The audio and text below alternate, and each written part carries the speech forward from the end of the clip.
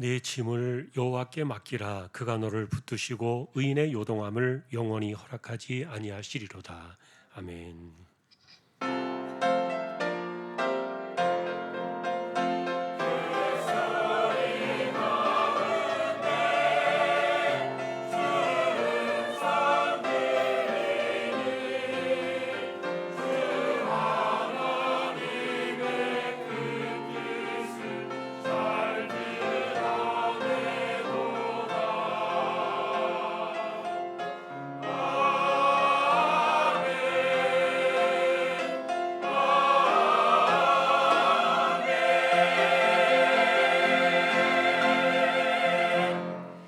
하나님 아버지 감사합니다. 주님의 날을 주시고 저희들을 예배자로 세워주셨습니다. 부족한 심령들입니다. 성령님 붙들어 주시고 영과 진리로 예배하도록 인도하여 주옵소서. 하나님 홀로 영광을 받으시옵소서. 존귀하신 예수 그리스도의 이름으로 기도하옵나이다. 아멘.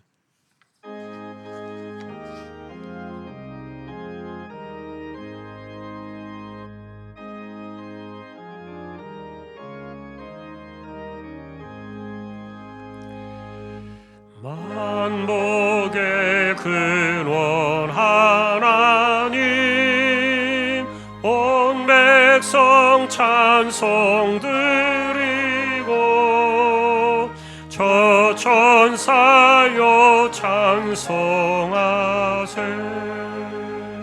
찬송 성부 성자 성령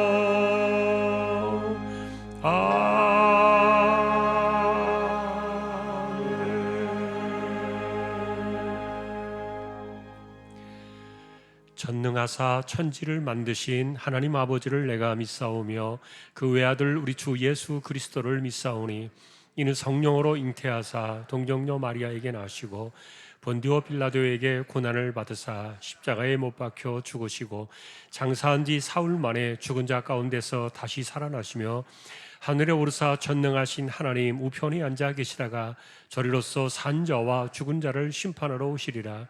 성령을 믿사오며 거룩한 공예와 성도가 서로 교통하는 것과 죄를 사하여 주시는 것과 몸이 다시 사는 것과 영원히 사는 것을 믿사옵나이다. 아멘.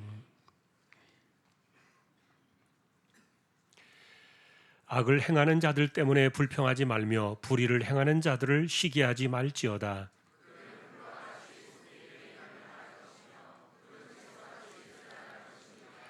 여호와를 의뢰하고 선을 행하라. 땅에 머무는 동안 그의 성실을 먹을거리로 삼을지어다.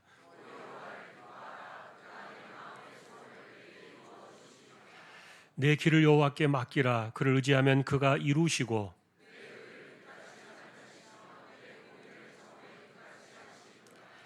여호와 앞에 잠잠하고 참고 기다리라.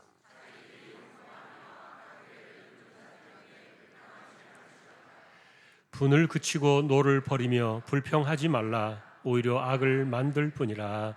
아멘.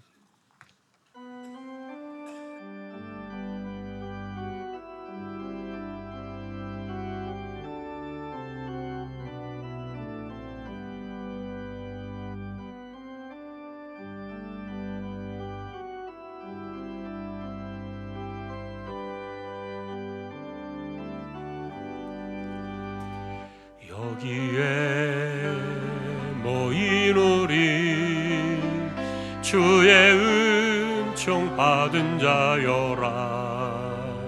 주께서 이 자리에 함께 계심을 아노라.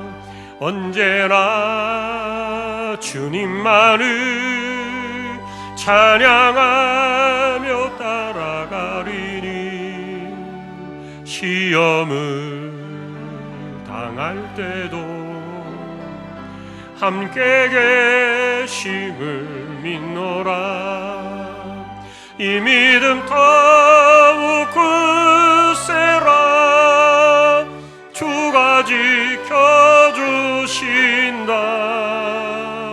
어두운 밤에도 주의 밝은 빛 인도하여 주신다. 주님이 뜻하시니 헤아리기 어렵더라도 언제나 주 뜻 안에 내가 있음을 아노라. 사랑과 말씀들이 나를 더욱 새롭게 하니 때로는 넘어져도 최후 승리를 믿노라. 이 믿음 더욱 굳세라. 주가 지켜주신다. 어두운 밤에도 주의 밝은 빛 인도하여 주신다.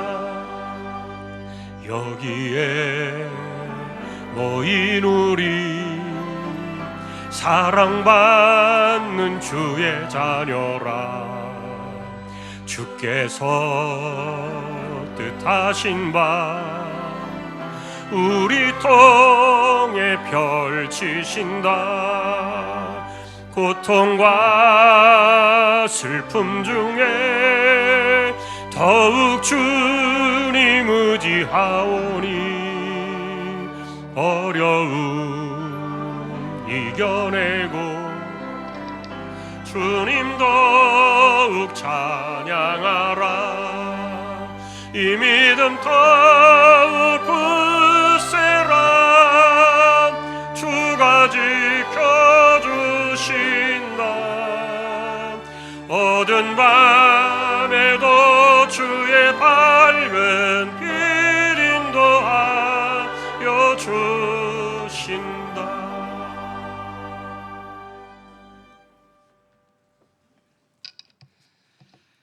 사랑의 하나님 아버지, 감사합니다. 한 주간도 각자의 삶 속에 살다가 거룩하고 복된 주님의 날에 우리를 주님의 전에 불러주셔서 예배드리게 하시니 감사합니다. 홀로 영광 받으시옵소서. 5월 가정의 달을 주님의 은혜 가운데 보내게 하시고 6월 보은의 달을 맞습니다. 선열들의 수고와 헌신이 있었기에 지금의 우리가 있듯 오래전부터 이 땅을 하나님께서 택하시고 작정하심으로 말미암아 우리가 좀 더 나음을 받았음을 고백합니다. 지나온 모든 시간이 하나님의 은혜요, 새롭게 시작하는 6월도 하나님의 은혜 가운데 살게 하시며 무더워지는 계절 저희들의 마음이 지치지 않도록 주님께서 굳게 붙드시고 인도하여 주시옵소서. 22대 국회가 새롭게 개원했습니다. 이제는 정쟁을 멈추게 하시고 일하는 국회, 민생을 챙기는 국회, 하나님을 두려워할 줄 아는 국회가 되게 하시며 낮은 자세와 겸손한 마음으로 일하게 하시고 대통령과 위정자들이 미래를 위해 머리를 맞대며 국정을 이끌어갈 수 있도록 지혜를 허락하여 주시옵소서. 국민 대다수가 경기가 힘들다고 합니다. 사도 바울은 내가 비천에 처할 줄도 알고 풍부에 처할 줄도 알아 모든 일에 배부르며 배고픔과 풍요와 궁핍해도 일체의 비결을 배우느라 고백하며 어려운 형편과 환경에 놓여 있을지라도 포기하지 않고 승리하는 삶을 살았듯이 우리에게도 그러한 고백이 있게 하여 주시고 고난받던 주님의 십자가를 바라보며 이겨나갈 수 있는 지혜도 허락하여 주시옵소서. 오후에 목사님을 비롯하여 장로님과 집사님 세 분이서 미얀마에 방문합니다. 기간 동안 안전하게 지켜주시고 미얀마 주한교회 모든 성도님들의 기도 제목처럼 그 땅이 하루빨리 안정을 되찾게 하시며 닉 목사님을 비롯하여 가족들과 성도님들 모두가 항상 건강하게 하시고 간구하는 기도 제목들이 열람될 수 있도록 주님 도와주시옵소서. 라오스 하요셉 선교사님과 김포 주한교회 박성원 목사님 목회 여정 속에 함께 하시며 그 나라와 의를 위해 기도할 때 응답 주시길 간절히 원합니다. 무엇보다도 가족들의 건강과 물질적으로 부족함 없이 채워갈 수 있도록 돕는 손길들이 있게 하여 주시옵소서. 교회 학교를 지켜주시고 영유아부터 소망부에 이르기까지 주님의 성품을 닮아가게 하시고 하나님의 비전에 따라 살아가게 하옵소서. 특히 배움에 있는 자녀들에게 지혜가 날로 날로 자라게 하시고 꿈을 꾸며 세상의 빛을 발할 수 있는 축복의 자녀들이 되게 하옵소서.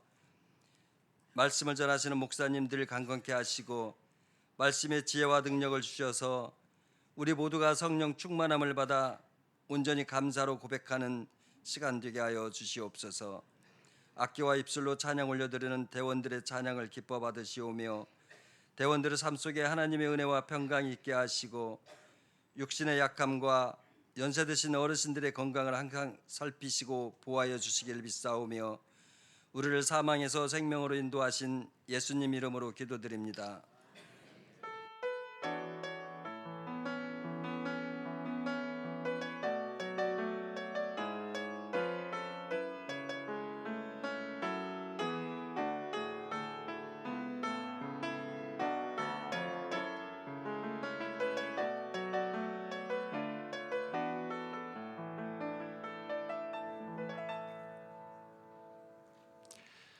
하나님의 말씀 오늘은 누가복음 6장이 되겠습니다.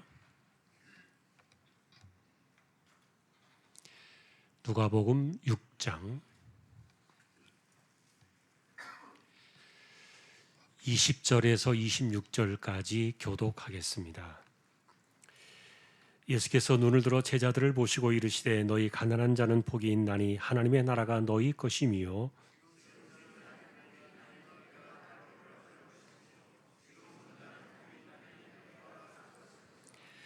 인자로 말미암아 사람들이 너희를 미워하며 멀리하고 욕하고 너희 이름을 악하다 하여 버릴 때는 너희에게 복이 있도다.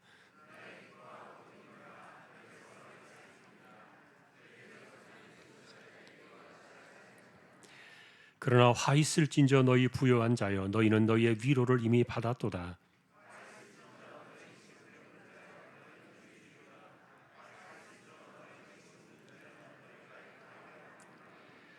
같이 보겠습니다. 모든 사람이 너희를 칭찬하면 화가 있도다. 그들의 조상들이 거짓 선자들에게 이와 같이 하였느니라. 아멘.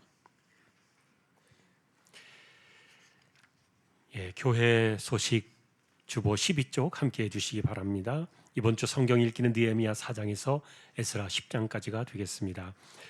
어제까지 적립된 낙헌 예물은 2143만 7,518원 66.19% 적립이 되었습니다. 또 감사를 드립니다. 아버지 학교가 어제 개설이 되어서 5주 동안 진행이 됩니다. 총 26가정이 신청하셔서 어제 24분이 출발을 했습니다. 끝날 때까지 여러분 관심 가져두시고 잘 마칠 수 있도록 또 협력해 주시면 좋겠습니다. 노예체육대회가 이번 주에 6일 날 목요일에 있습니다. 화성에서 하게 되는데 교회 출발은 9시가 되겠습니다. 여러분 이 노예체육대회는 그냥 오셔서 함께 참여해 주시고 또 식사나 이런 것은 교회가 다 준비를 하게 되겠습니다. 또 좋은 교제 시간이 될 수 있기를 바랍니다. 그리고 오늘은 첫 주라서 예배 후에 선교 기도회 즉시 또 바로 있겠습니다. 그리고 한두 가지 더 말씀을 드리면 예배가 끝나고 우리가 교제 찬양을 하죠. 서로 예수 안에서 우리 사랑 안에 이렇게 찬양할 때 그 2절을 부르면서 손을 잡는데 그 코로나 이후도 코로나도 끝났는데 손이라도 잡고 찬양하자 이렇게 요청하는 분들이 계셔서 손 잡고 찬양을 했다 그래요. 근데 또 불편하게 여기시는 분들도 계시고 그래서 여러분 그냥 그 교제 찬양은 손 잡지 않고 박수 치고 박수로 이렇게 하면서 찬양하면 좋겠습니다. 그렇게 여러분이 양해해 주시면 좋겠습니다. 그리고 새 가족들이 오시면 부탁을 좀 드리고 싶은데 여러분 처음 보는 얼굴 있으면 여러분이 먼저 좀 웃으면서 이렇게 인사해 주시면 훨씬 더 좋으리라고 봅니다. 그분들은 잘 모르니까 우리가 모르는 사람 대하시면 여러분 밝은 얼굴로 이렇게 먼저 인사를 해주시면 그것도 큰 힘이 되리라고 봅니다. 좀 부탁을 드립니다. 그리고 제가 이번 주에는 이제 미얀마 일정이 있어서 미얀마 방문을 하게 되는데 오늘 저녁에 출발해서 금요일 날 오후에 저희가 돌아오게 되겠습니다. 정정기 장로님 그리고 손난숙 지사님 이렇게 두 분이 또 함께 해서 다녀오게 되겠고요. 그분들은 또 각자 비행기 또 여비는 본인들이 조금 부담을 하셨습니다. 그래서 저희가 이제 그동안에 한 7년여 가까이 미얀마를 가지 못했는데 군부가 바뀌면서 모든 것이 20년 전으로 돌아가 버렸고요. 전기가 지금 안 돌아갑니다. 그래서 발전기 때문에 예배를 돼야 되니까 그동안에 저희가 교회에서 헌금으로 미얀마 기금을 모아놓은 곳이 있습니다. 그래서 이번에 1,500, 한 1,600 정도 이렇게 드는데 그 기금에서 그 비용을 충당을 했고요. 저희는 이제 잘 설치되는 것 그리고 그분들 격려하고 위로하기 위해서 신방차 미얀마를 다녀오게 됩니다. 그래서 미얀마 항공으로 타고 조그만 비행기인데 갔다 오게 되는데 여러분 기도해 주시고요. 금요일 날 오후에 비행기가 딱 2번 뜹니다. 그래서 그것 맞춰서 이렇게 또 다녀오게 되겠습니다. 오늘 또 아래 광고는 수종산업 양채용 집사님 냉각기 부품 가공 회사 소개해드렸습니다. 또 기도를 부탁드립니다. 다른 내용들은 주보를 자세히 보아주시면 되겠습니다. 이제 하나님 앞에 준비하신 예물을 정성껏 드리겠습니다.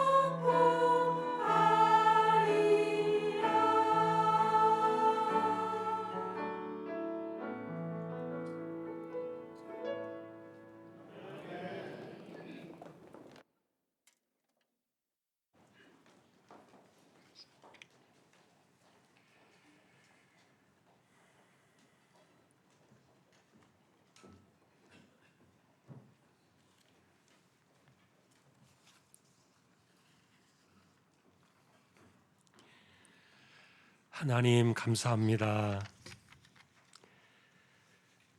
12여전도회를 세워주셨습니다.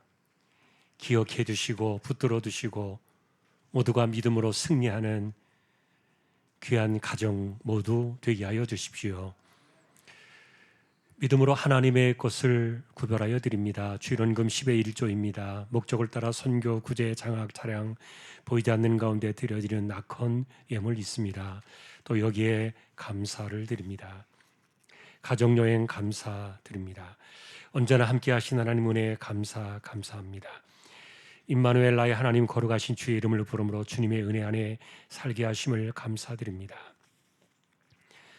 오늘도 주 예수 그리스도 안에서 예배드릴 수 있는 기쁨 주신 아버지 하나님께 감사와 찬양을 드립니다. 성령님의 충만하신 은혜가 함께 하시리라 믿습니다. 할렐루야. 범사에 감사하며 감사 넘치는 귀한 가정으로 인도해 주시고 말씀 안에 바로 살며 자녀들의 기업 번창하여 앞길에 시온 의대로 활짝 열리도록 역사하여 주십시오. 대신방 예배드리게 하심에 감사드리며 가정마다 은혜가 넘치는 삶이 되게 인도하여 주십시오. 하나님 아버지, 우리를 불쌍히 여겨주소서. 하나님과 친밀한 관계를 가질 수 있도록 날로 새롭게 하옵소서. 하나님 은혜를 감사합니다. 내 짐을 여호와께 맡기고 복음만으로 들어가 성령을 따라 행하게 하옵소서. 범사에 감사드립니다. 온 몸과 마음을 주님께 의탁합니다. 가족을 모두 건강 지켜 주옵소서.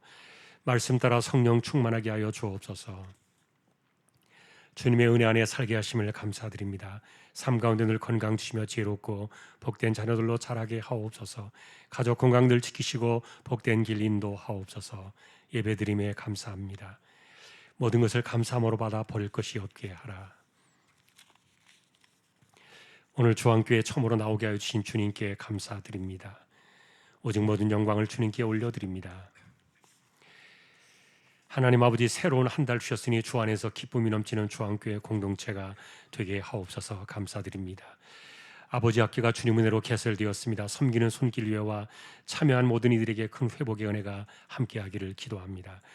남편의 건강을 지켜주시고 먼 길 잘 다녀올 수 있도록 지켜주옵소서. 6월 한 달도 온 가족 영육에 간건케 하옵소서. 아버지 추도를 맞아 다녀오게 하시니 감사합니다. 부모님의 신앙 잘 이어가는 가정이 되기를 기도드립니다. 가정 신방 감사합니다. 가정에 선포된 말씀에 순종하여 은혜 충만한 구역이 되게 하옵소서. 오늘도 우리의 손길입니다. 중심을 보시는 하나님 감사합니다. 언제나 신실하게 살게 해주시고 기도에 물어보러 하나님만 의지하며 이마에 땀 흘려가며 열심히 살아가는 삶의 현장에 하나님 함께 해주셔서 손을 붙들어 두시고 빈손이 하나도 없게 하시고 때를 따라 내리신 그 은혜의 힘으로 살아가는 저희들 모두 되게 하여 주옵소서. 존귀하신 예수 그리스도의 이름으로 축복하며 기도 올리옵나이다. 아멘.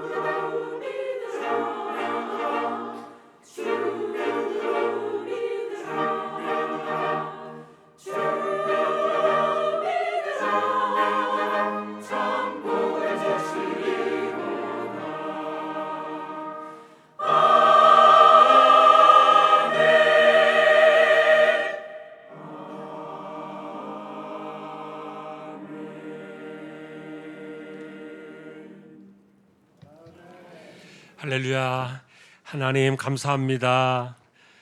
찬양으로 영광을 돌립니다. 귀한 종들을 늘 세워주시니 감사합니다. 하나님, 이제 저희가 말씀 앞에 서는 시간입니다. 부족한 종과 저희 모두를 말씀으로 인도하여 주십시오. 존귀하신 예수님의 이름으로 기도합니다. 아멘. 오늘도 말씀의 은혜가 함께 하시기를 주님의 이름으로 축복합니다. 저희가 최근 들어 살폈던 주제는 믿음은 들음에서 온다. 그래서 귀 있는 자는 들을지어다. 성경에 이런 표현들이 나오는 이유는 믿음 사건이 어디에서 오느냐를 말해주고 있었기 때문이죠. 하지만 아무 소리나 믿음을 주는 것은 아닙니다. 세상에는 수많은 소리가 있고 이단들의 소리도 있고, 그리고 사람들이 만들어낸 소리도 있고 전통의 소리도 있고 온갖 소리는 많아요. 그러나 오직 믿음을 일으키는 것은 단 하나, 그리스도 그분의 말씀뿐이다. 그래서 믿음은 들음에서 나고 그 들음은 오직 그리스도의 말씀으로만 말미암기 때문에 우리가 믿음을 원하고, 그리고 믿음의 깊이를 더하기를 원한다면 오직 그분의 말씀을 듣는 것에 우리는 더 집중해야 할 줄로 믿습니다. 여러분은 이런 거 들어보셨을 거예요. 성화라는 단어, 신앙생활 가운데는 성화가 있다. 자, 내가 예수를 믿었습니다. 그 믿음으로 하나님의 자녀가 되었습니다.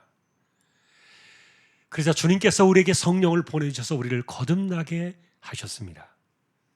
그리고 성령은 우리로 하여금 거듭난 자로 살게 하시는데, 그런데 이게 여러분 눈에 보입니다. 거듭난 자로 산다는 게 이게 보이나? 여러분, 성화는 이론이나 지식이 아닙니다. 왜냐하면 성령께서 실제로 우리를 이끌어 가시는 삶이기 때문인데, 그래서 거듭난 자로 살아가는 것은 내가 알고 여러분이 알고 그리고 교회가 압니다. 다시 말하면 내가 예수를 믿고 구원받았다는 그 증표는 내 안에 믿음이 확증을 해주지만, 그러나 중요한 것은 그 믿음이 진짜냐 가짜냐, 다시 말하면 알곡이냐 가라지냐, 이것을 가릴 때 그것을 입증해 주는 사건이 성화예요. 바울은 이런 것을 아주 단호하게 가르쳐 주지 않았습니까? 우리는 육체로 사는 사람이 아니다. 이제 우리는 성령으로 사는 사람들이다. 그럼에도 불구하고 육체로 살면 당신 망한다. 성령으로 사는 사람만이 하나님의 아들이다. 그렇게 가르쳐 주었어요. 그러니 여러분, 우리가 육체로 살지 아니하고 영으로 사는 것, 이것이 우리의 구원이고 성화의 시간인데, 육체로 산다는 말이 뭡니까? 이게 내 본성으로 살고 소견대로 살고 내가 생긴 대로 사는 이런 것들이 육체로 사는 거예요. 자, 이것은 여러분 우리가 사는 길이 아닙니다. 더 나아가서 바울은 우리에게 성화는 무엇인가를 말해줍니다. 우리가 하나님의 아들을 믿는 것, 그리고 그 아들을 아는 것에 하나가 되어서 온전한 사람을 이루어 그리스도의 장성한 분량이 충만한 데까지 우리는 이를 것이다. 결국 구원과 신앙은 무엇입니까? 그리스도의 말씀을 들을 때 우리 안에서 믿음이 생겨나고, 그리고 그 믿음은 우리로 하여금 그리스도를 닮아가게 하는 과정, 이게 성화인 거예요. 자, 그래서 말씀이 들린다는 것은 내 귀가 열려지고 내 영혼이 움직여지고 심령이 변화되어져 가는 이런 것들을 이야기하는데, 이게 얼마나 중요한지 몰라요. 그러니 여러분, 사실 말씀이 들리지 않을 때는요, 큰 문제입니다. 어떤 사람은 말씀을 들을 때 짜증이 난다 그래요. 그래서 왜 그럴까 생각해 보니까 두 가지 이유가 있는 것 같아요. 첫째는 교회나 사람이나 무언가에 대해서 지금 불평이 있고 화가 나 있어요. 이런 것들은요, 말씀의 귀를 막아버립니다.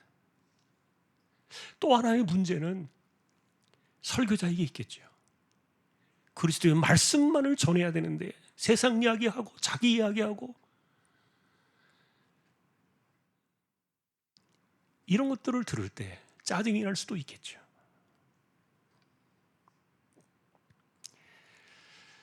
자, 그런데 어쨌든 말씀을 들을 때 이렇게 우리가 귀가 열려져서 우리의 영혼이 건드려져야 되는데 이런 것들을 하지 않으면서 그냥 내버려 두면은 무슨 일이 일어납니까? 광야에서 원망하던 백성들처럼 짜증과 불평이 많아질 거예요. 말씀을 듣지 않으니까 그래요. 말씀이 역사하는 사람들은요, 불평이 사라지고요, 원망이 깨져버리고요, 이런 것들이 자취를 감춘다니까요. 또 어떤 분들은 내가 살아가는 인생이 좀 급하고 내 건강도 급하고 내 생업의 문제도 급한데 당장에 발등에 불 떨어진 이런 것들이 급한데 무슨 구원과 성화와 뭐 이런 것이 뭐 그렇게 중요한가, 나 별로 관심이 없어, 이렇게 생각하는 분들이 계실지 모르겠는데 아니에요. 그 모든 것들은 우리가 말씀이 귀에 들려지기 시작하는 순간부터 다 풀려지는 거예요.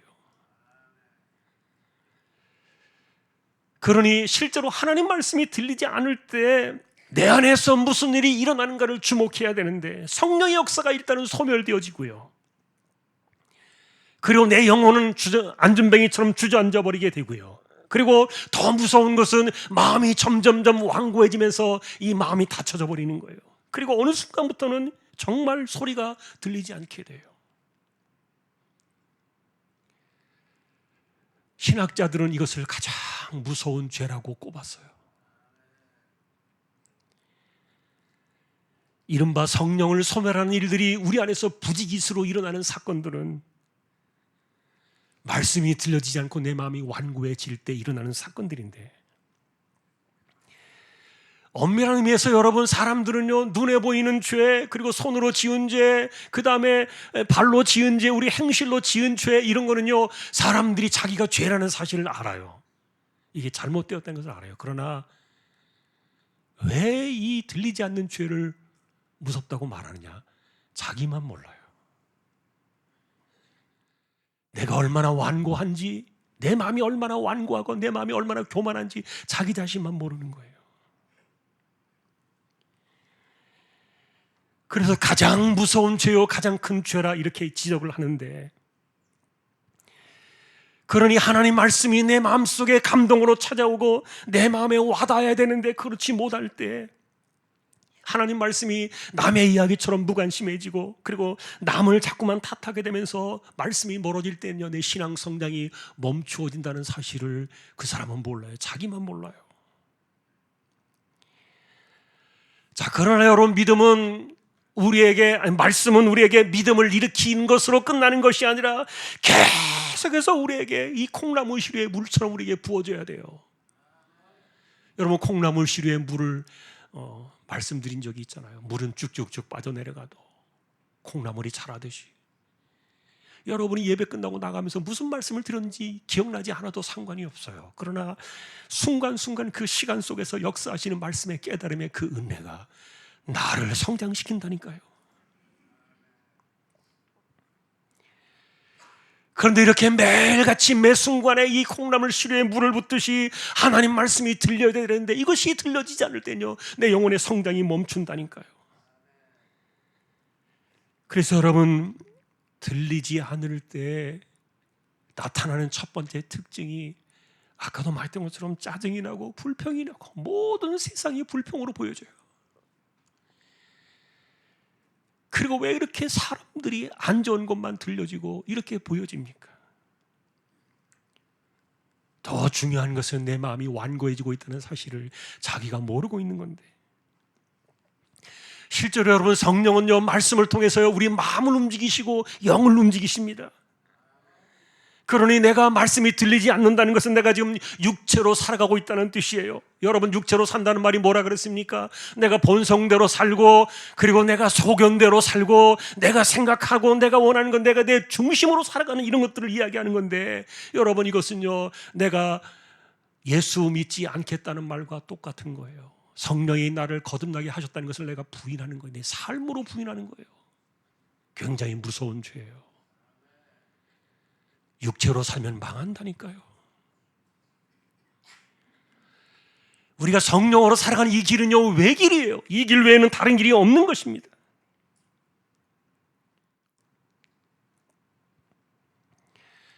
이런 점에서 말씀을 듣는 귀는 우리에게 한 가지 방향을 제시해 줍니다. 그것은 그리스도를 닮아가는 방식이에요. 여러분, 이런 구호 잊어버리지 않으셨을 겁니다. 구원은 믿음으로, 삶은 성령으로. 믿음은 우리에게 구원을 가져오지만, 그러나 구원받은 사람은 성령으로 살아가야 되는 이 외길이 우리에게 놓여져 있다. 그런데 이 성령의 길은 우리가 오직 그리스도만을 따르게 하고, 우리가 그분만을 배우고 그분만을 닮게 하시는 이런 과정을 반드시 걸어가게 하고 있다는 거예요. 이것이 성화입니다. 그리고 이분은 끊임없이 말씀이 들리는 사람이에요. 이것이 거듭난 자의 삶이라는 것을 꼭 기억하시기를 바랍니다. 지난주에도 저희는 들리지 않는 귀를 가지고 살아가는 이 세상을 장터의 어린아이로 비유하신 말씀을 보셨어요. 피를 불어도 춤을 추지 않아요. 슬피 울어도 가슴을 치지 않아요. 예수님은 이것을 말세라고 이렇게 이야기해 주셨는데, 그래서 말세를 나타내는 특징 가운데 하나는 공감하는 영혼이 없어요. 사람의 마음을 함께 공유하고 공감하는 마음을 울리는 이것이 있어야 되는데, 사실 어떤 사람은 성격적으로 공감의 능력이 뛰어난 사람도 있습니다. 그러나 또 어떤 사람은 성격적으로 공감 능력이 전혀 제로인 사람들도 있어요.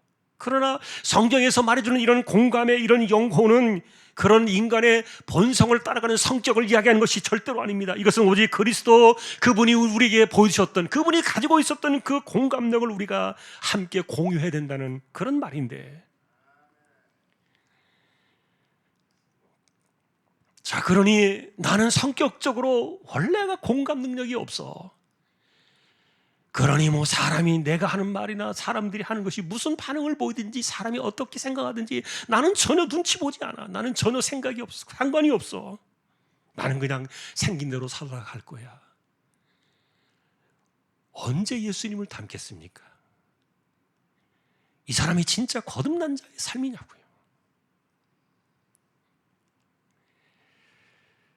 왜냐하면 여러분, 성령께서는 우리로 하여금 그리스도를 닮아가게 하시면서 그리스도가 가지신 그 그리스도의 속성 안으로 우리를 닮아가게 이끌어 가시기 때문인데, 예를 들면 여러분, 히브리서는 주님의 이와 같은 것에 대해서 이렇게 말씀을 전했어요. 우리에게 있는 대제사장은 우리의 연약함을 동정하지 못하실 리가 아니요 모든 일에 우리가 똑같이 시험을 받으시니로되 죄는 없으시니라. 동정하신다는 단어가 있는데, 이거는 측은하다, 불쌍하다, 내가 뭔가를 좀 해줘야 되겠다, 도와줘야 되겠다, 이런 의미로 우리가 잘못 읽을 수도 있는데, 동정하신다는 이 말은 실제로 공감한다는 말이에요. 피리를 불 때 내가 춤을 춰줄게, 슬퍼올 때 내가 가슴을 찢게, 이거를 동정이라 이렇게 적은 거예요.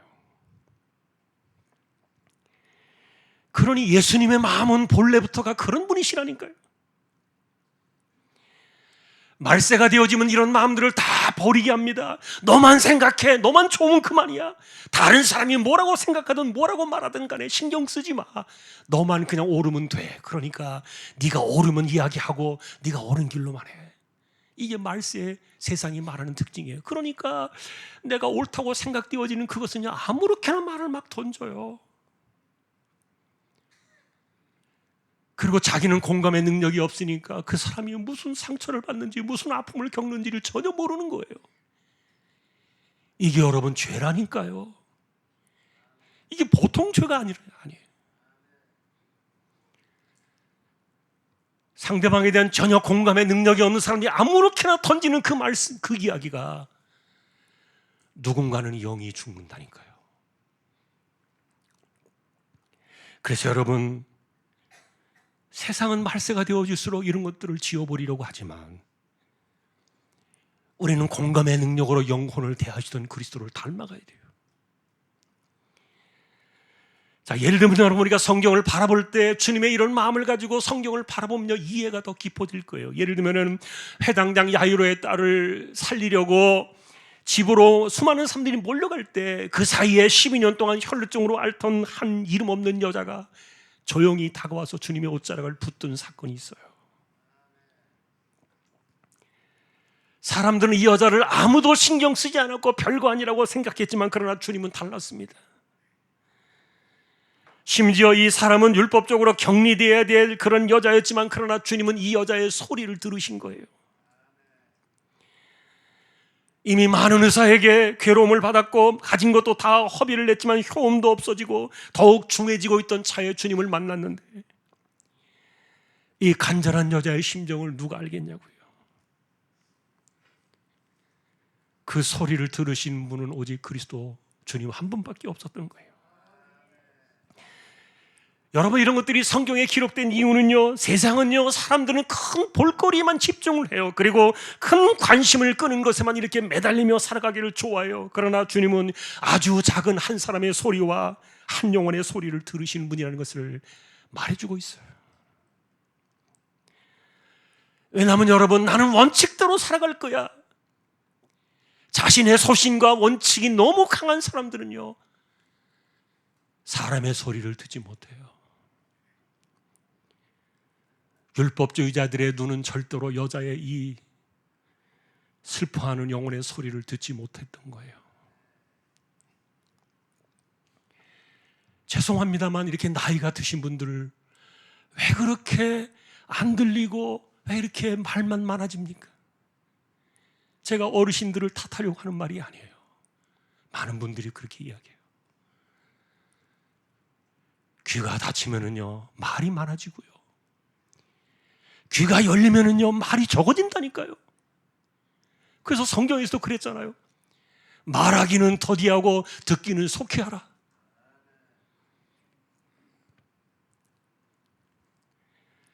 자신의 소견과 자신의 원칙과 자신의 어떤 그 율법주의적인 성향이 강한 사람들은요, 다른 사람들의 마음을 공감하지 못해요. 자, 여러분, 이런 것들은 수고하고 무거운 짐을 지고 살아가는 그 연약한 인생들을, 그 소리를 들으시는 영혼의 공감을 가지고 사람들을 바라보셨던 아주 조그만한 사례에 불과했지만 모든 것들은 그렇게 다 연결되고 있었어요. 예를 들면 예수님께서 산 꼭대기에 올라가서 기도를 드리시고 있는데 제자들끼리 갈릴리 바다를 건너갈 때가 있었습니다. 그런데 그날 밤에 풍랑이 덮쳐가지고 막 죽을 고생을 하면서 건너가지도 못한 채 바다에서 헤매고 있는 그를 바라보시면서 주님께서 기도도 멈추셨다니까요.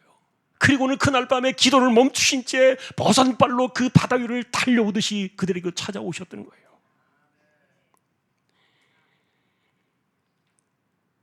여러분, 주님에게는 무엇이 우선이냐 하는 거예요. 귀신 들린 딸을 고쳐주세요 찾아왔던 수로보니게 여자는요, 이방 여자였거든요. 그래서 예수님께서 처음에는 원칙을 이야기하셨어요. 지금은 때가 아니야. 그것을 자녀의 떡을 취하여 개들에게 주는 것이 마땅하지 않다, 이렇게 거절의 의사를 밝히셨지만 그러나 결국 예수님은 여자의 소원을 물리칠 수가 없었어요.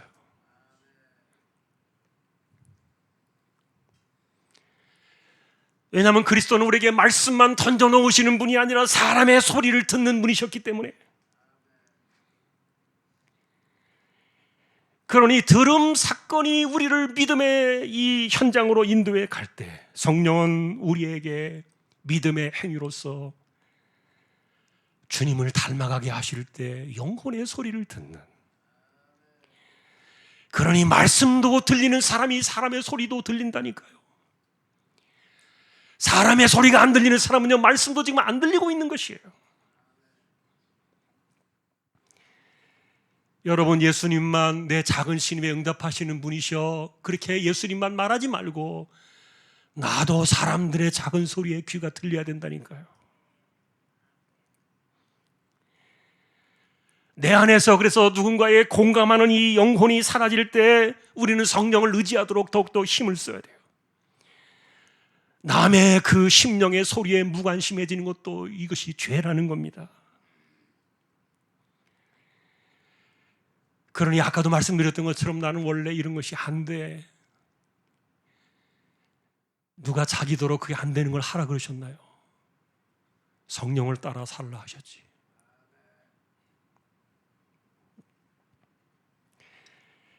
그러니 여러분, 우리는 이렇게 귀가 막혀질 때 마음이 굳어지고 내 생각이 원칙주의로만 자꾸만 흘러가고 나만이 옳다는 생각에 사로잡힐 때 이것은요 정말 회개해야 돼요. 하나님, 내가 말씀에 귀가 열려지게 하시고 사람의 소리도 듣게 해주십시오.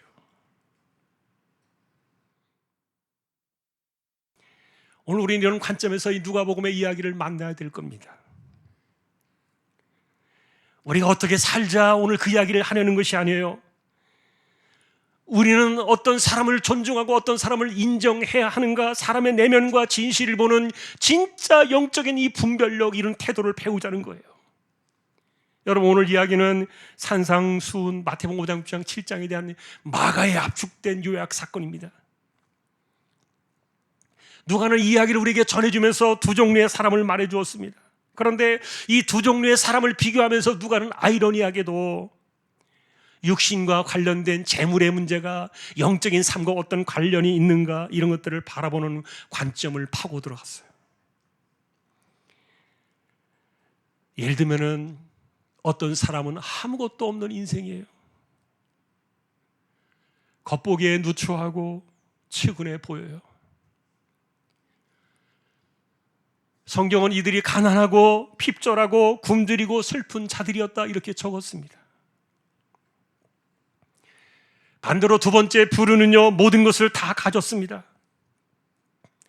재산도 넉넉하고 배부르게 살고 있고 여유롭게 무엇 하나 부족함이 없는 삶을 살던 사람이었습니다. 누가는 이렇게 두 사람의 이야기를, 부류를 나누어서 예수님의 말씀을 가져다가 이들을 비교해 주고 있었어요. 사실 이것은 우리가 이 땅의 삶을 바라보는 것이 영적인 삶과 관련이 있다는 부분들을 이해하는데, 여기에는 잘못하면 오해들이 많이 쏟아질 수 있는데, 사실 우리는 이것을 이해하기 위해서 누가복음의 특성을 생각해야 돼요.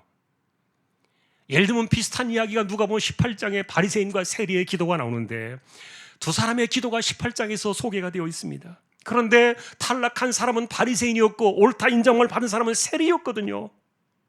역설적인 비교였어요. 그런데 여기서도 여러분 동일하게 오해가 일어날 수도 있어요. 무슨 말인가 하면은 마치 바리새인이 살아오는 그 경건한 삶의 방식이 모두가 다 부정되어져 버리고 세리처럼 아무렇게나 죄 가운데 살아가는 사람이 더 옳다는 이런 해괴한 그런 오해를 가져올 수도 있었기 때문인데, 그런데 주님의 뜻은 그것이 아니에요. 바리새인이 탈락했다고 해서 그가 살아오는 방식을 모두가 부정했다는 말이 아닙니다. 또 세리가 인정을 받았다고 해서 그렇게 아무렇게나 죄 가운데 막 굴러먹으며 사는 사람들이 옳다고 동의하신 것도 아니었던 거예요. 그럼 여러분, 이 둘의 관계는 무슨 차이가 있을까요? 첫째는 누가 교만한 인생이고 누가 겸손한 인생인가, 아주 명쾌하게 갈라지는 첫 번째예요. 두 번째는 사람은 자기를 어떻게 자기를 이해하고 있는가에 대한 문제였는데, 예를 들면 여러분, 바리새인은 잘 살아오고 있었지만 그러나 그는 교만했고, 세리는 부족한 인생을 살아오고 있었지만 그는 교만할 수 없는 인생이었던 거예요. 그리고 바리새인은 사람들 사이에서 자기를 이해했기 때문에 모든 사람보다 자기는 나은 사람이다, 직분도 낮고 삶도 우월하고 나는 누구보다 더 많이 기도를 드리고 나는 누구보다 더 경건하게 산다고 생각하는 사람들 사이에서 자기를 이해했던 거예요. 그러나 세리는 하나님 앞에서 내가 누군가를 살폈어요. 나는 죄인입니다. 여러분, 누가복음은 이렇게 겉보기에 보여지는 것을 말하는 것이 아니라 신앙의 내면을 파헤치고 있었던 겁니다. 그러니 사람들이 바라보는 겉모습의 그런 것이 아니라 하나님 앞에서의 나는 도대체 누구냐, 이거를 적나라하게 파헤쳐주고 있었던 건데, 여러분, 이것은 예수님의 시각이 그렇다는 겁니다. 왜냐하면 여러분, 안타깝게도 지금도 우리 가운데는요, 바리새인을 평가하는 것처럼 지금도 우리는 기도를 많이 하는 것처럼 보이는 사람, 그리고 직분이 높은 사람, 그리고 금식과 경건과 또 이런 것들을 열심히 잘하며 사는 사람들, 그래서 외적인 행위와 행실 때문에 그 사람들의 신앙은 높고 믿음을 높이 쳐지려는 이런 인식들이 우리 안에 있거든요. 반면에 세리처럼 직업도 좀 별 볼 일 없고, 뭐 그런다고 신앙생활 열심히 하는 것도 아니고 그냥 겨우 예배만 드리고 도망갈 수 있는 그런 사람들인데도 우리가 이렇게 바라볼 때 그런 사람들 보면은 신앙의 바닥이야, 이렇게 생각할 수 있는, 무시해버리는 경향들, 이런 것들이 있는데, 그러다 보니까 여러분, 교회에서 우리가 착각할 수 있는 것 가운데 하나가 뭐냐면은 눈에 보이게 열심히 움직이는 사람들, 그리고 눈에 보이게 봉사를 열심히 잘하는 사람들, 그래서 사람들의 눈에 잘 보이고 사람들의 눈에 잘 띄면은 신앙이 좋은 사람이라는 이런 외적인 판단에 사람들이 빠져버리는 거예요. 그 사람의 내면의 본질은 정말 허술한지 꽉 찬 사람인지 살피지 못하기.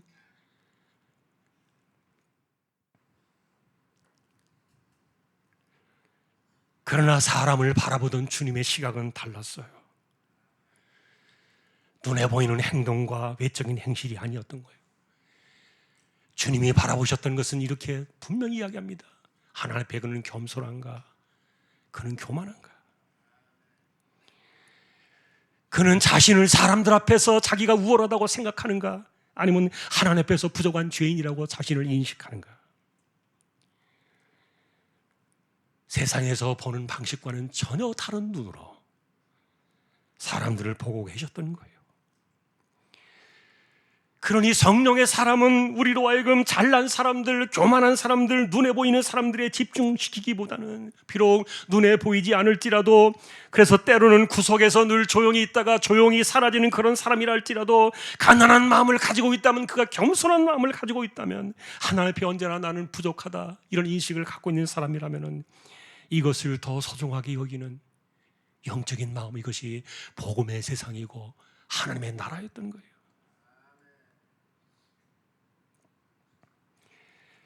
마찬가지로 여러분, 오늘 본문 역시 그랬습니다. 겉보기에 두 사람의 차이는 세상에서 얼마나 많이 가졌느냐, 그렇지 못하느냐에 이렇게 이중적인 차별을 두는 것처럼 보였지만, 그러나 실상은요, 외적인 것이 아니었던 거예요. 사실 여러분, 이렇게 겉을 보면서 비교하는 것은 얼마나 이율배반적인지 몰라요. 예를 들면 야고보서에서도 이렇게 말합니다. 부유한 옷을 입고 오는 사람과 남루한 옷을 입고 오는 성도를 차별하는 모습을 슬퍼했어요. 창피한 이야기지만 가난한 사람보다 부자 신방을 더 즐기는 목사가 있다는 이야기도 있어요. 그것은 처음부터 그 사람이 목사의 자격이 없어서가 아니라 처음에 가졌던 그 신앙이 변질되어서 그래요. 교회에서도 가난한 사람보다는 돈 많은 사람을 더 챙기려는 듯한 이런 방식들은요, 언제나 있어 왔던 거예요. 그러니 사람들은 언제나 겉보기로 사람들을 차별하고 판단한 이런 것들이 있는데, 이것이 얼마나 악한 죄악인지 몰라요. 이게 하나님의 나라의 원리가 아니라니까요. 그러니 주님은 가난한 자를 업신여기고 부자를 폐인하는 이런 죄악들이 사라지는 것이 하나님의 나라라는 것을 보여주었던 겁니다. 여러분, 이것이 성령의 방식이었고요. 그러니 우리가 사람을 어떻게 보아야 하는가, 옳은가에 대한 이런 복음의 방식을 오늘 본문도 말해주었던 거예요. 자, 중요한 것은 여러분 여기서 우리가 오해를 먼저 털어야 되겠어요. 오늘 이 이야기는 부유한 사람은 무조건 정죄를 해야 된다는 것이 아닙니다. 그리고 부자를 죄인 취급하는 것도 이것도 상당히 무거운 죄입니다. 반대로 여러분, 가난한 사람은 늘 오라 이렇게 이야기하는 것도 옳지 않습니다. 본문에서 누가 알곡이고 누가 가라지냐 이런 것을 가르는 것은 재산 때문에, 가진 것 때문에, 그리고 살아가는 인생의 외향적인 모습 때문에 이것을 나눈 것이 아니기 때문이에요. 이것을 가르는 것은 재산의 문제가 아니라 누가 하나님 앞에서 진짜로 살아가느냐, 성화의 방식, 성령의 방식 이런 것들을 가르쳐 준 건데, 근데 문제는 이것이 이런 삶이 우리가 가지고 있는 재산과 관련이 있다는 말이에요. 중요한 것은 여러분, 바리새인처럼 살아가는 사람은 절대로 천국에 가지 못합니다.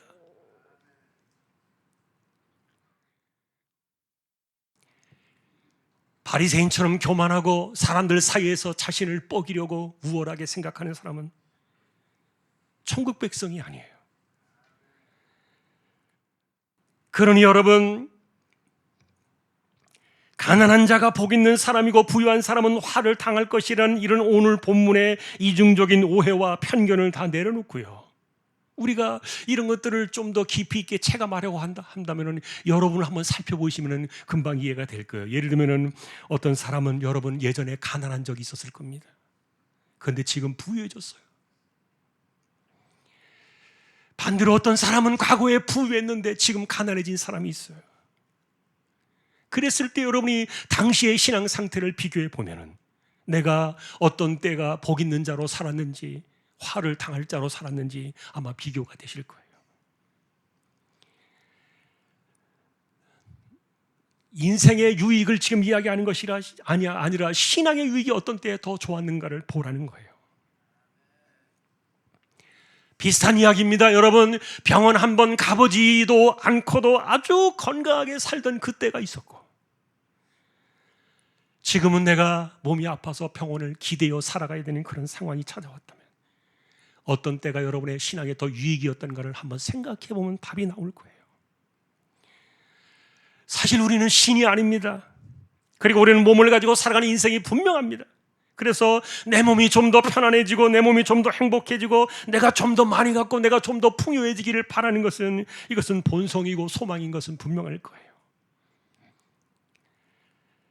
그럼에도 어떤 경건주의를 주장하는 사람들은 물질을 일부러 다 버리고 행복을 다 떠나고 그리고 스스로 자기의 몸을 괴롭히면서 금욕을 추구하는 것이 경건이라고 말하는 사람들도 있었어요. 그러나 성경은 그런 것을 경건으로 인정하지 않았어요. 그러니 가난한 사람이 경건하다, 부자가 되면 경건을 잃어버린다, 이런 궤변은 성경의 이야기가 아니라는 거예요. 이런 가운데 누가복음 우리에게 역설을 전해주는 겁니다. 자, 중요한 것은 내가 하나님을 더 의지하고 가난한 마음으로 하나님을 사모하는 그런 마음들이 내 삶의 어떤 환경에 있을 때 내가 더 그랬는가를 보라는 거예요. 왜냐하면 여러분, 세상에서 남 부러울 것 없이 건강하고 그리고 재산이 넉넉하고 풍요롭게 살아가는 사람들을 세상은 성공한 자라고 칭찬을 했지만, 그러나 오늘 마지막 구절을 보니까 그런 사람은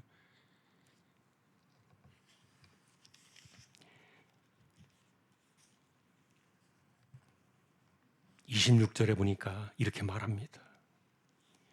모든 사람이 너희를 칭찬하면 화가 있도다. 세상이 보는 눈을 가지지 말라는 거예요. 자, 그러니 오늘 우리가 생각하는 이 방향은요, 우리가 이렇게 살자, 어떻게 살자, 이런 것들을 지금 추구하고 있는 것이 아닙니다. 핵심은 우리가 그리스도의 마음을 가지고 사람들을 어떻게 볼 것인가, 이런 것들을 바라보는 영적인 분별력을 말해주고 있는 건데, 실제로 여러분, 주님이 기뻐하시고 복이 있다, 그런 약속하신 인정을 받는 사람들, 그들을 우리는 주목해 봐야 되는데,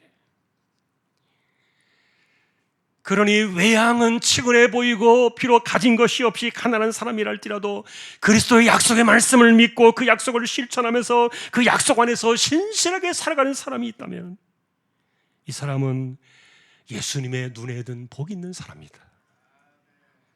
아, 이 사람이 정말 행복한 사람이구나. 이거를 누가 알아줘야 합니까? 교회가 알아줘야 한다니까요.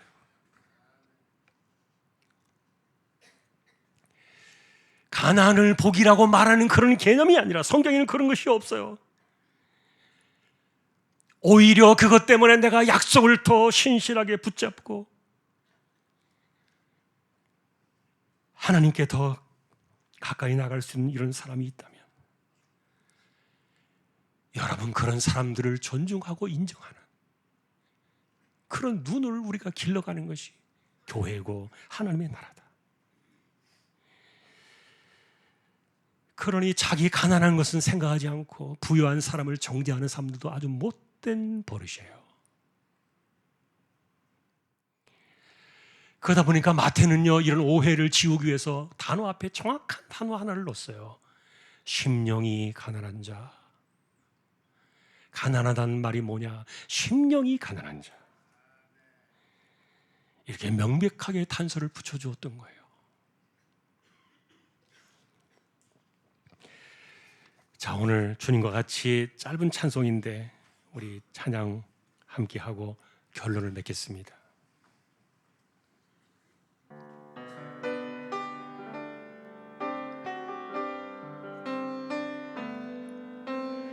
주님과 같이 내 마음 만지는 분은 없네.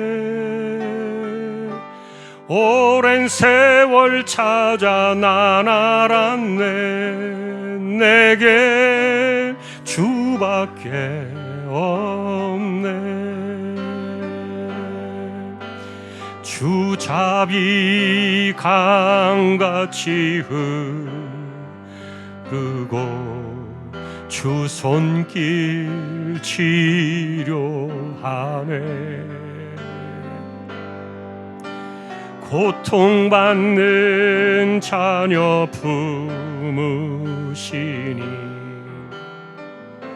주밖에 없네.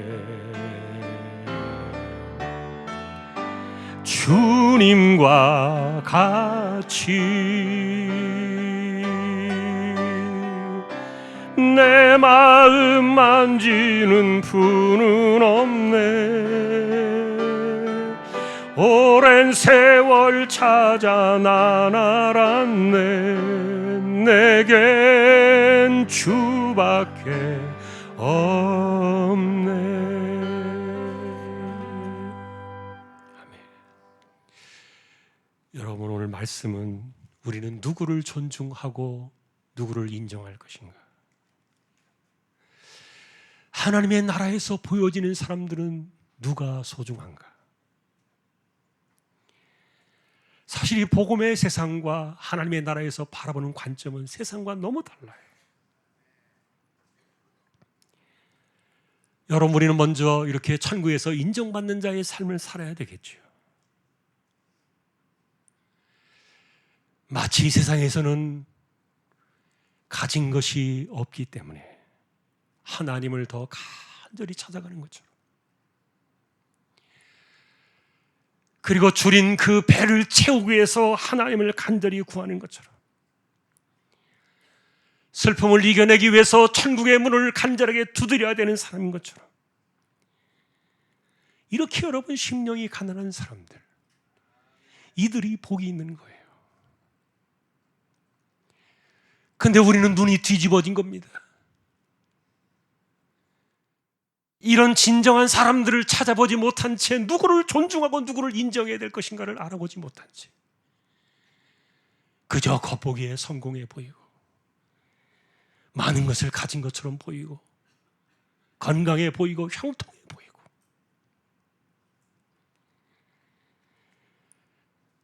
그래서 그런 사람들이 먼저 우선이라고 생각되어진 이런 차별적인 관점을 가지고 사람들을 이렇게 대하기 시작하지만,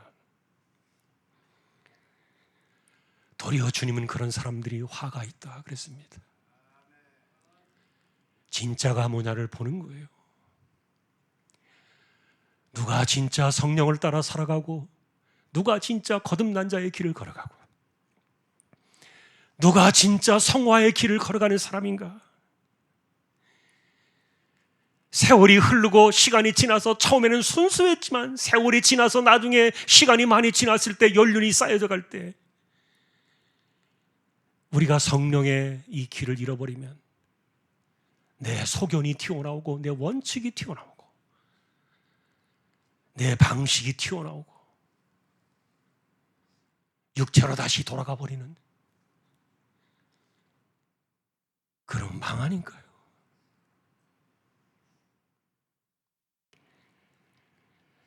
자, 그래서 여러분, 주님은 인생의 겉보기와 육체의 껍데기로 사람을 보지 않으셨어요. 하나님의 나라는 그렇게 판단되어진 것이 아니기 때문이에요.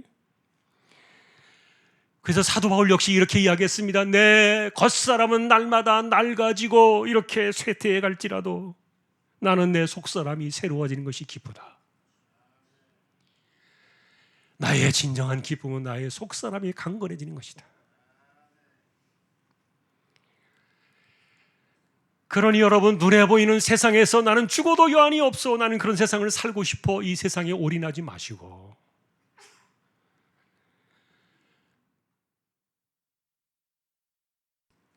하나님의 나라를 바라보면서 그리스도를 닮아가고, 주님, 내가 그리스도를 닮는 것에, 내가 성령을 따라가는 것에 너무너무 부족해요. 이걸 여러분 가슴을 치면서 회개하고 자복할 줄 알아야 돼요. 그리고 우리는 정말 그런 사람을 존중해야 돼요. 세상은 세리를 손가락질하지만 그러나 하나님의 나라에서는 그들이 의인이라니까요. 왜요? 그들은 절대로 교만하지 못해요.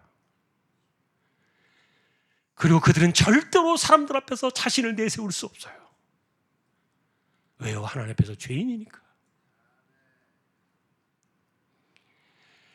그러니 우리는 바리새인을 알아보는 사람들이 아니라 세리를 알아보는 사람이 되어야 하고, 얼마나 많이 가졌는가를 가지고 사람을 판단하는 것이 아니라 그 사람의 내면의 본질이 하나님 앞에 얼마나 신실하게 살아가고 있는가, 진짜 알곡인가 가라지인가, 그거를 볼 줄 아는 마음을 가져야 돼요. 사랑하는 성도 여러분, 오늘 우리는 그리스도의 마음을 배워야 됩니다. 이것이 그리스도를 닮아가는 방식이고 복음의 세상을 살아가는 우리의 모습이 되어야 돼요. 성령은 우리를 그리스도를 닮게 하실 겁니다. 우리는 말씀을 끊임없이 들어야 되고, 그래서 그분의 말씀을 통해서 우리는 그분의 생각이 무엇인지, 그분이 바라보는 사람들의 세상은 어떤 것인지를 우리는 자꾸만 반복해서 확인을 해야 돼요. 주여, 나로 하여금 주를 닮게 하옵소서, 성령을 따라 살게 하옵소서. 날마다 우리의 기도가 되어야 할 줄로 믿습니다. 314장 우리 함께 찬양하겠습니다.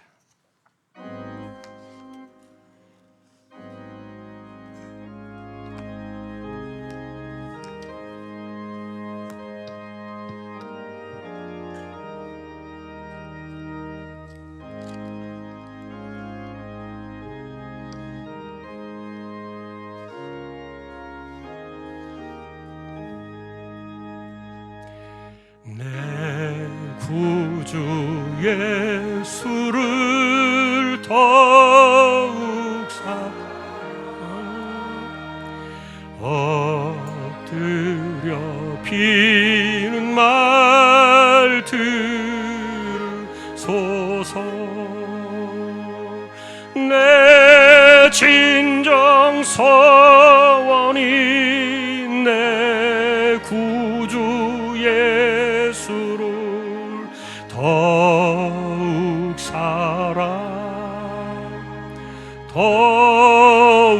사랑 이전엔 세상 나 기뻤어도 지금 기쁨은 오직 예수. 다만 내 비는 말 내 구주 예수를 더욱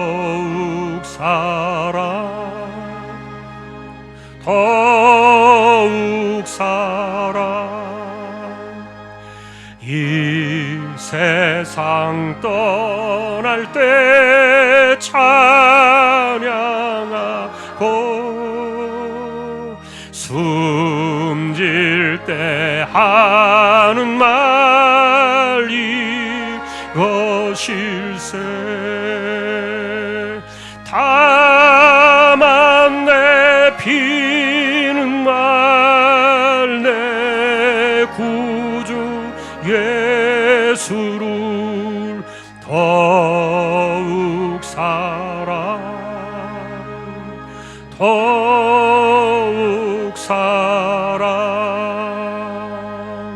아멘.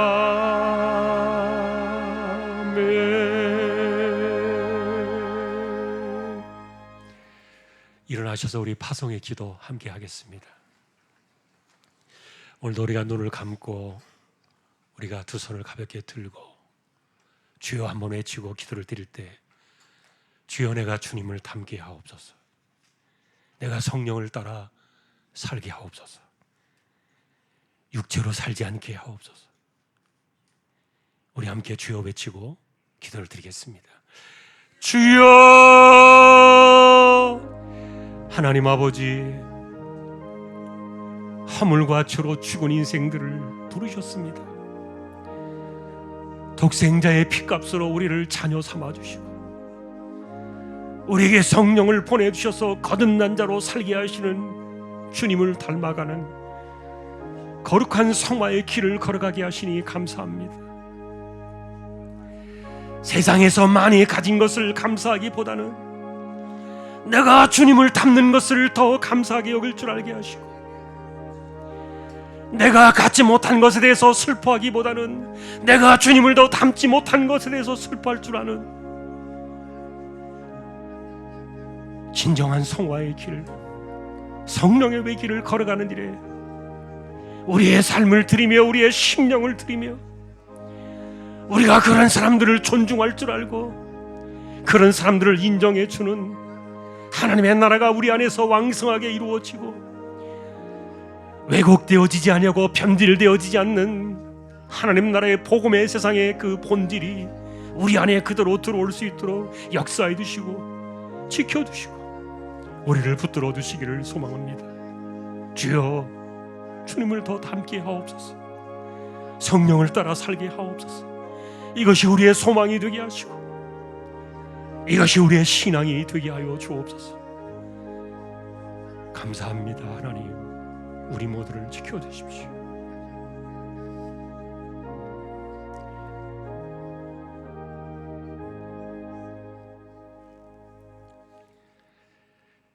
인간의 모습으로 이 땅에 오셔서 자신의 목숨을 아낌없이 내어주시고 십자가의 피값으로 우리를 자녀 삼아주신 우리 주님 예수 그리스도의 은혜와 하나님 아버지의 사랑과 성령님의 감화, 감동, 위로, 인도, 교통, 충만하심이 주님을 더 닮기를 원하고 성령을 따라 살아가기를 더 간절히 소망하는 우리 모든 심령들, 주왕의 가족들 위해 이제로부터 영원까지 함께 있을지어다. 아멘.